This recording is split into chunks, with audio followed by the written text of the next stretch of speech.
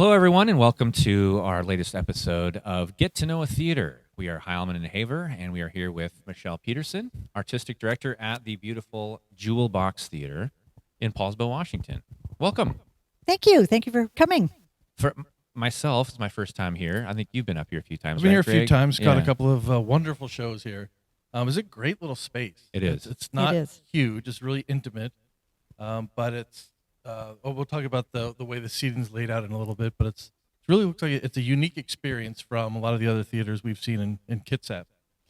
That's what we like about it. It's the intimacy. It's a three-sided. The audience is no more than maybe 10, 15 feet from the action on stage. So we give a different flavor to the theatrical experience, I guess. Well, and you guys have been here now, it is 2023. You guys, 22 years, is Yeah, that we right? are starting, our next season will be 23rd. So we started, the original function for this space was for the phone company. This is where they kept their equipment. So in 2000, this was an empty cement square. And a few of our founding fathers, David Speck, Sandra Ashton, and Al Gumby got together as the Poulsbo players. They were sort of a roving group, decided they wanted a permanent space. And the space was available to lease. And they raised a bunch of money and built out everything that is theater. Every wall, all of our bathrooms, everything, and created a theater in 2000 and opened with Wrong Turn at Lundfish was the first show. And 23 years later, we're still here, except for the 2 COVID years. Of course, yeah. Yeah. Well, yeah, it's come a long way. Yeah. It's a beautiful space and unique, like you said. How many seats do you have here? We have approximately 95. And so you Yeah. looking around, and we'll have some B-roll to show Yeah. the audience, but you wouldn't think you could pack that many folks in here. But When 95 Deceptive. people are in here, it is pretty crowded. Yes, and warm, I'll bet. and very warm, very intimate. You get to know your neighbor as well as the thing on stage. So yeah, it makes it a nice experience. Yeah, and there's not a bad seat in the house because I think from the shows I've been to, the way they're designed, they play not just to the seats in the front, but also to the seats on the side. And sometimes you have folks actually sitting on stage, kind of as part of the theming of the show at the very least. Yeah, sometimes we do. So one time we had a show. We did the Laramie Project, and we had some organizations that really supported us on that. And we did have people sitting on stage with us because it was so popular and so many people wanted to see it. So we did get a few people involved, whether they want to be involved or not. But it's a good training ground for directors to direct three-sided as opposed to just a proscenium. So you do have to kind of rethink how you look at shows. Well, and that was something we were chatting about before we started recording, was the challenges of a smaller space. But those are good challenges, good problem to have. And that comes into your decision-making when it's show selection. You can do more intimate shows, more dialogue-heavy shows, things like that. The great thing about Jewel Box that I've seen is that, in all the travels that we do, you guys track talent from everywhere, directors from everywhere, and actors from everywhere, and musicians from everywhere. Yeah, and considering your location, I mean, there's a few ferries, Kingston Ferry, Bainbridge Ferry, but driving-wise from Seattle and Portland, it's a bit of a hike. It is a bit of a hike. It's a bit of a hike from anywhere. So being in Poulsbo and North Kitsap, we are kind of isolated. But people like the space. And I think over the 23 years, we've really emphasized quality over quantity. We'd rather have one really, really good show, well done, well directed, well acted, than 15 that we just kind of churn through. So people do like coming here. They feel respected as artists, and we try to support them in that way. And it does challenge your creativity when you don't have a fly, we don't have a backstage. The back wall is literally the back wall. And so it makes you rethink your theater, and it gives you a good challenge. Well, looking through the history, years in your photo gallery, Jewels from Our Past. Oh, yes.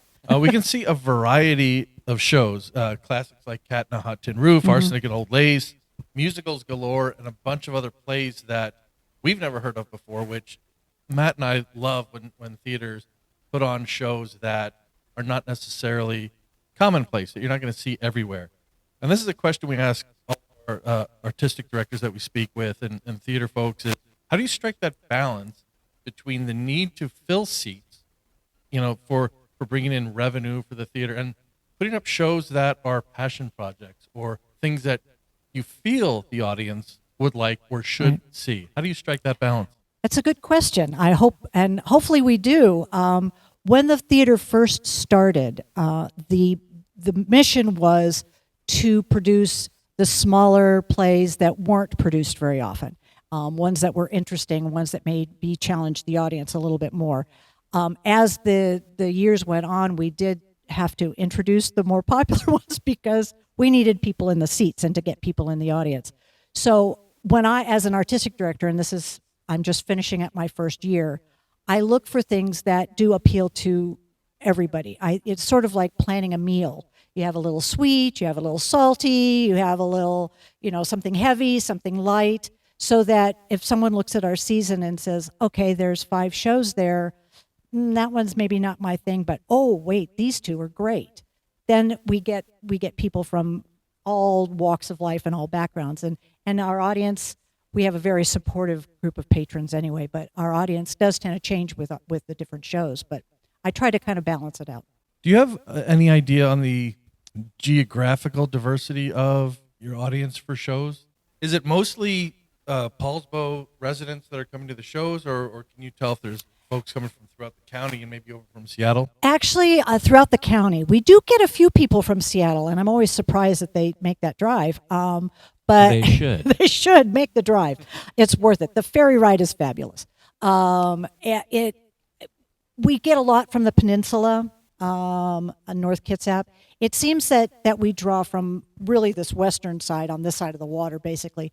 But we've introduced a new spotlight series where we bring authors in. We partner with a bookstore in town, and there were people that came from Mount Vernon and north of Seattle. Oh, wow. And I thought, good Lord. So, yeah, we do, but it's mainly the peninsula, that area. Well, I like what you said about your show selection. You can still play to things that people recognize. Mm-hmm. You can do Tennessee Williams, but you don't do you do Cat on a Hot Tin Roof. It's a Right. smaller, more intimate show. What is it do you think that attracts, like you said, we spoke to this a little bit, but when you have, say, a musical, do you handle all of the music direction yourself as artistic director? Do you bring in talent from other theaters or other parts of the peninsula or even over on the Seattle side for specialty shows like that? I don't go anywhere near the musicals. No one wants But you're me near a willing to musical. admit it. That's Yeah. Nobody wants to hear me do music of any kind. We have directors in the area. Gwen Adams is directing our musical this season, and she's done a lot. She was actually a former artistic director here too. She does great musicals.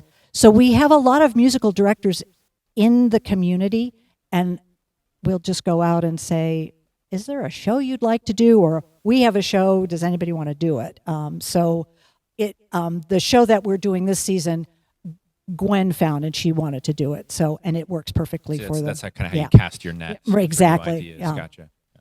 Well, and the next show is one again that's new to us, Royal Gambit. Not about chess. No. Different Gambit.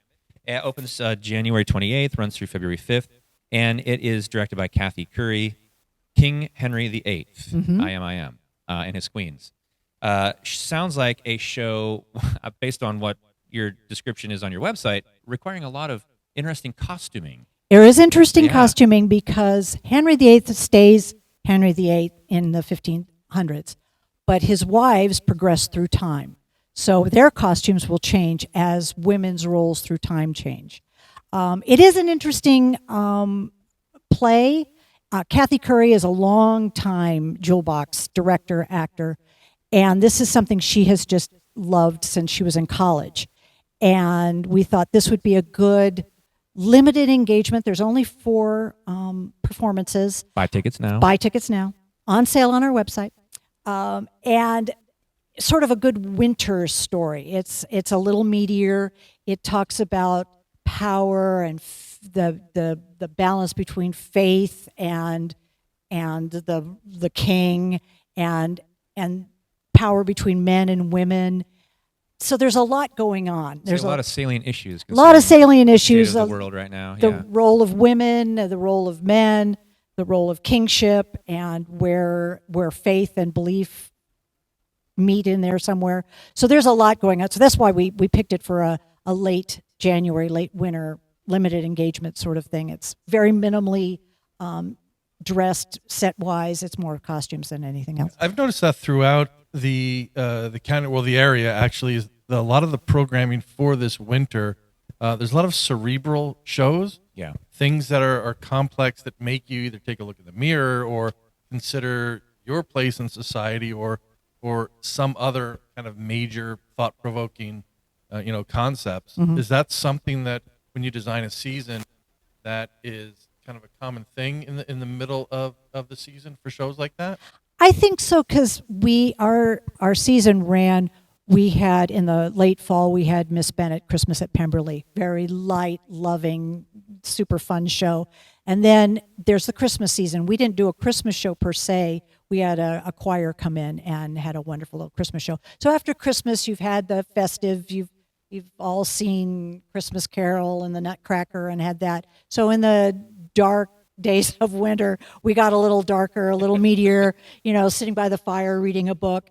And then after Royal Gambit, we have a romantic comedy. So it gave us a little bit of the salt to go with the sweet. As we were driving in for the interview today, it was snowing on us. Oh. So we're ready for something. Yeah. By the fireplace. Snuggle up. Sit in a Feels like that. castle. There's going to be a lot to talk about on the ride home after you watch the show. Well, and speaking of the show after the next show, Mm-hmm. the romantic comedy, you guys are doing a couple different performances or a segment of the show as kind of a preview down at another one of our favorite theaters in the South Sound, Tacoma Little Theatre, for the Kaleidoscope Festival. We are. And now it's not going to be the whole show. No. But it's going to be a piece from, remind me of the name of the show again. Skin Deep. Skin Deep. by Thank John you. I left Wanoff. that out of our notes for some Yeah, reason. But yeah. we were down at TLT for our last In the Mix segment, and your name popped up as part of Kaleidoscope. We'll be down there, and just fortuitous timing. So tell us about Skin Deep and what folks can expect at Kaleidoscope, and maybe a little history of that event. Okay. Skin Deep was a show we were deep in rehearsal in March of 2020. We've heard this story before a few times, haven't we? Gee, what happens next? We thought, we'll just close up for a few weeks. And 3 years later, we're finally doing the show. We have only one of our original cast members was able to join us again, but I have a fabulous cast of 4. And it's a romantic comedy about second chances. It's about 2 people who have really been lovelorn and have really failed in the love category, and they're set up at a blind date. And it's clear to everyone that they are perfect for each other, but the blind date doesn't go as well as it should. So the scene for Kaleidoscope will be the blind date scene. Because as we were looking at it, it's almost a whole play in and of itself, this blind date. So that's why we entered that. But the whole show is just a story of, families and love and finding love the second time around and as an older people, and it's a delightful little play. Well, the New York theater world called it a little Paddy Chayefsky, a lot Neil Simon, and a quick-witted, intelligent voyage into the not-so-tranquil seas of middle-aged love and dating. Gosh, Pretty that good synopsis? That's a good synopsis. Yeah. I'm hoping we pull it off for everybody. I have a great cast, and we have been working on character studies, which is something we don't get to do a lot in community theater because we just don't have the rehearsal time, but we gave ourselves the rehearsal time this time around. And so we get to study the relationship between 2 sisters, between a couple that's been married for quite a while, and then these 2 people who are just meeting, who have never had luck in love, and they don't really know what to do with it. So it is a delightful little play. So come see Henry VIII and then come back. Exactly. Have your heart warmed. Exactly. Cold Exactly. and chill, right? So on the Kaleidoscope, from what I might be getting the timings wrong, but from what I understand, it's the show has to fit within an hour, within 60 minutes. The equipment for the show, sets, everything to do with it has to be in a 10 by 10 box, and there's 10 minutes to set up and break down. I think you got that correct. I think you did. Yeah. Set up and break down. It's like a pit stop. Is that something you rehearse as well as the show, the packing up, and to make sure We you fit. will be. We will. Yeah, and this is my first time with Kaleidoscope. Kim Hart, one of our actors in the scene, she has participated in this before and explained it to me, and I've read all the rules. But exactly that. Everything that you have on the stage has to fit in a 10 by 10 square, and then they say, go. The pit crew gets it all out where it needs to go. They do the scene, the pit crew comes and takes it all away, and you have to be done within 60 minutes. So we will have to choreograph that, very similar to choreographing scene changes, but we'll just have to be very quick. And this is a competition, and is. it's part of, let me get this right, the Washington State, well, this is the Washington State Community Theater Association's Kaleidoscope Festival, which is part of the, where is this at on here? Oh, the American Association of Community Theater Act Fest. Right. So that'd be the next step. The next And step, that's, I think, what, in Midwest somewhere? it's way I understand it is if the top two theaters go to McMinnville, Oregon for the regional. Okay. And I think region is California, Washington, Oregon, Idaho, Montana, that sort of West Coast side. And then I'm not sure if it's the top two or whatever number of the winners of that competition go to a national competition. And I think that's in Tennessee, if I remember correctly. Tennessee, I think it is. Okay. Which is in June sometime. We'll be just happy if we get through the Washington State one for the first time around. And for the people who aren't football fans, it's taking place on Super Bowl weekend. It- So, but the come out and Seahawks see are some not in the live- Super Bowl, so That's nobody true, cares. See? So come out and see some Come and live see it. theater. So it's that Friday, Saturday, Sunday of Super Bowl weekend. Right. I think it was the 10th, 11th, 12th, something along those lines. Right. I think it's whatever the, that That's weekend. it. That's Yeah, it. yeah. I think So it's the 10th and 11th of the performances. 12th is the yeah, awards, We'll right. be there on the Yeah, yeah. 11th Yes, on we Saturday, will. Yep. covering that, and provide private meeting with some of the folks from the Washington State Community Theater Association. Yeah. I want to get their name right before we have them Yeah, on, right? exactly, exactly. So, well, Michelle Peterson, it's been fun chatting with you, learning about this great little theater in the heart of Poulsbo. Before we let you go, we do want to find out from you, how can people support the theater? How can they get more information? Website, social media, things like that. Are there volunteer opportunities? Oh, we are an all volunteer organization. Nobody gets paid. That's what they told me. So nobody gets paid. So we have volunteers who take tickets, who do all sorts of things for us. So if anyone's interested, we have a website. It's the jewelbox.org. It's available. Just look up the Jewel Box Poulsbo. We have a social media. We are on Facebook. I believe there's a Twitter account, but I don't handle that. But I know we have a Facebook account. There is a tab on the website for volunteerism. You can just send us your name and address and what you're interested in. We'll find a place to put you. There you can buy buy tickets on the website, and there's always the donation button. We have a gala coming on March 11th. We do that at the Sons of Norway. That's a big fundraiser for us, and how we do our big ticket items like new lights, new seats, things like that. So there's plenty of ways to support. The best way is to just come and see a show, because that's the most fun way. But it's all on the website. Yeah, especially with all this variety, which is really great. It's worth jumping the ferry over. People over in the Seattle area might see a lot of the same stuff over and over again. And this is a great spot. And to come source new talent. We do have a lot of friends on the Seattle side. Make it a weekend. You can stay. Poulsbo's a destination It unto really itself. is. Yeah. We have great little restaurants in downtown Poulsbo. There's places to stay. You can make it a little theater weekend. Do some shopping, see a show, have a nice meal. It'd be great. Sold. Well, thank you, Michelle. Thank It's been you. lovely. It's a great space. We're looking forward to seeing more shows here throughout the season, and I wish you guys luck at Kaleidoscope here in a couple Well, weeks. thank you for supporting live theater in Kitsap. Thank you. Thank you.